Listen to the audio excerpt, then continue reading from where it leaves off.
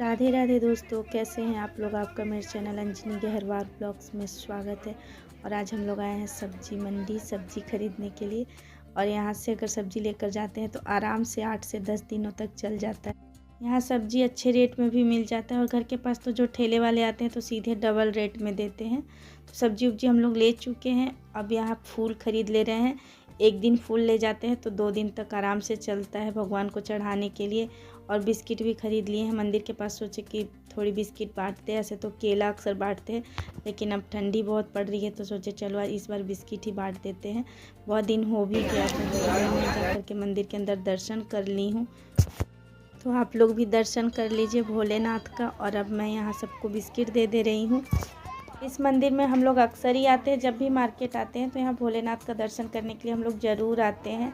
और यहाँ बिस्किट पा कर के बच्चे बहुत खुश हो रहे हैं। लेकिन तब भी थोड़ी सी पैकेट कम पड़ गया था। मैं ही बोली कि नहीं हो जाएगा, आज सोमवार है इसलिए भीड़ भी यहाँ बहुत ज़्यादा है। मुझे अंदाज़ा नहीं थी तो 4-5 पैकेट कम पड़ गया था। और पास में अभी यहाँ दुकान भी नहीं था कि लेने जाऊँ। मैं बोली चलो फिर अगली बार आऊँगी तो ज़रूर लेकर के आऊँगी। फल अगर लाती हूँ बांटने के लिए तो मंदिर में भी चढ़ा देती हूँ। बिस्किट नहीं चढ़ाई थी तो पंडित जी भी मांग लिए थे, इसलिए और कम पड़ गया है। बोले बांटने के लिए लाई हैं। बोले हाँ तो कहीं एहू कहीं 3-4 पैकेट दे दो कहो।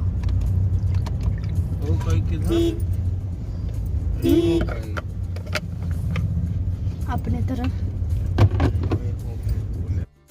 ये नेक्स्ट डे का ब्लॉग है। तो यहाँ पूजा हो चुका है, नाश्ता भी सभी का हो चुका है। सब्जी रोटी बनाई थी तो सब लोग नाश्ता कर लिए हैं। और कल मंदिर के बाद फिर हम लोग मॉल भी गए थे थोड़ी सामान ख़रीदने के लिए। बहुत ज़्यादा तो नहीं ख़रीदे थे क्योंकि वहाँ का लिफ्ट ख़राब हो गया था तो ऊपर नहीं गए थे। सूप को भेज करके जो ज़रूरी सामान था तो वो मंगा लिए थे। सूप मेन इसीलिए कल गया था हम लोग के साथ कि उसको मॉल जाना था। तो बस मैं यहाँ पे पेटी में सामान रख दे रही हूँ। डेली यूज के अलावा जो एक्स्ट्रा सामान होता है तो मैं बस इसी पेटी में रखती हूँ। तो सामान उमान मेरा जम चुका है तो मैं यहाँ किचन में आ गई हूँ। तो मैं सोच रही हूँ कि एक बार किचन की सफाई कर दूँ। जैसे जो मसाले वसाले खाली हो गए हैं तो उनको तो मैं रखूँगी ही, तो लगे हाथ में पूरी किचन की अच्छे से डीप क्लीनिंग कर दे रही हूँ। तो सारे डब्बे उब्बे एक बार हटा करके पूरे ऊपर का रैक साफ़ करूँगी। यहाँ मैं सारे डब्बे उतार चुकी हूँ और अब मैं नीचे से नहीं पा रही थी तो कुर्सी ले आई हूँ। तब यहाँ अच्छे से मैं पूरे रैक को अच्छे से पोंछ दूँगी। उसमें जो मैं पेपर बिछाई हूँ तो पॉलीथीन वाला है तो उसे मैं अच्छे से पोंछ दे रही हूँ।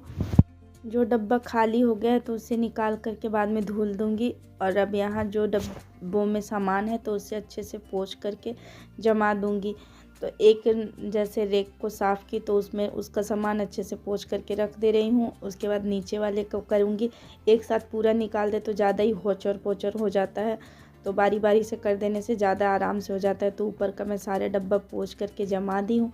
और अब दूसरे नंबर वाले अलमारी का पूरा सामान निकाल करके इसे भी अच्छे से पोंछ करके सारे डब्बे उब्बे पोंछ कर इसका भी अच्छे से जमाऊँगी। इस अलमारी से भी अब पूरा सामान हटा दिया और अब इसे अच्छे से पोंछ दे रहे हैं। पोंछते तो डेली ही है लेकिन जो डीप क्लीनिंग होती है वो महीने में 1-2 बार ही होती है। तो जैसे जब सामान ख़त्म हो गया तो मैं उसका डब्बा धुलते रहती हूँ।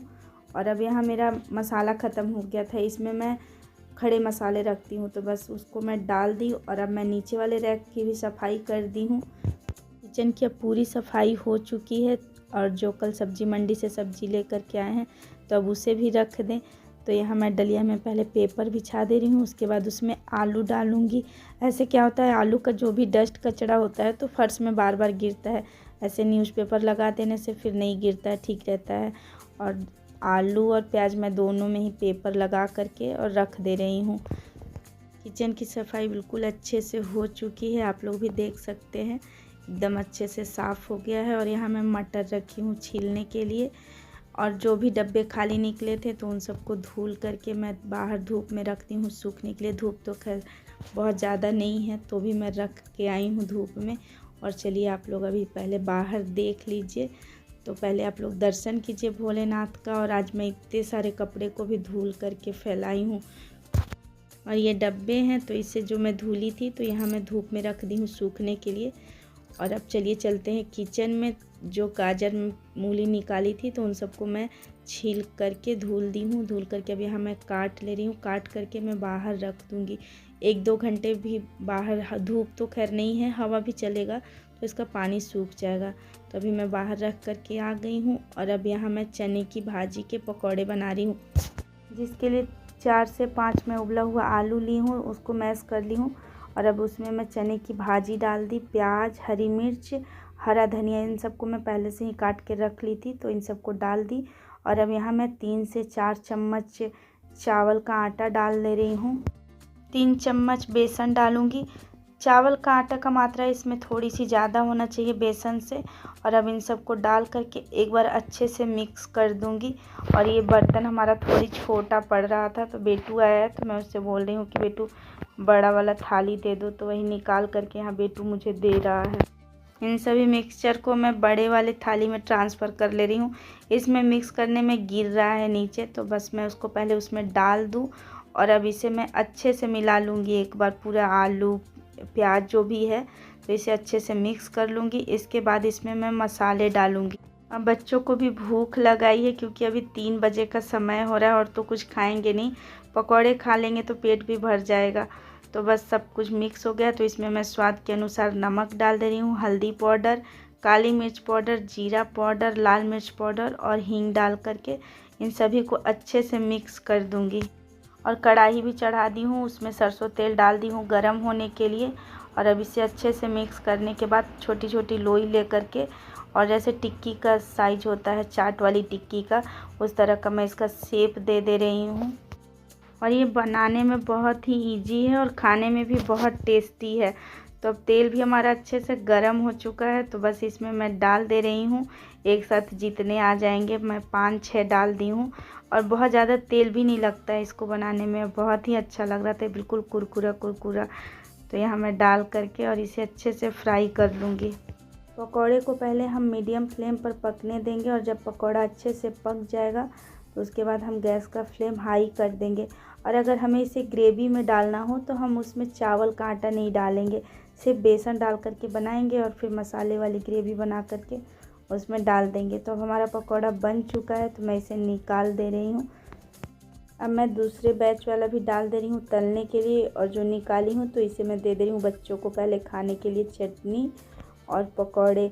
और बहुत ही टेस्टी बना था, बहुत ही अच्छा लग रहा था, माँ को भी बहुत पसंद आया था। आप लोग भी देख सकते हैं कितना अच्छा बना हुआ है। तो मैं यहाँ बच्चों को दे दी हूँ खाने के लिए, और अब निकलेगा तो मैं और माँ खा लेंगे। और अब शाम के 6 बजे का समय हो चुका है, मैं थोड़ी देर के लिए आराम कर ली थी।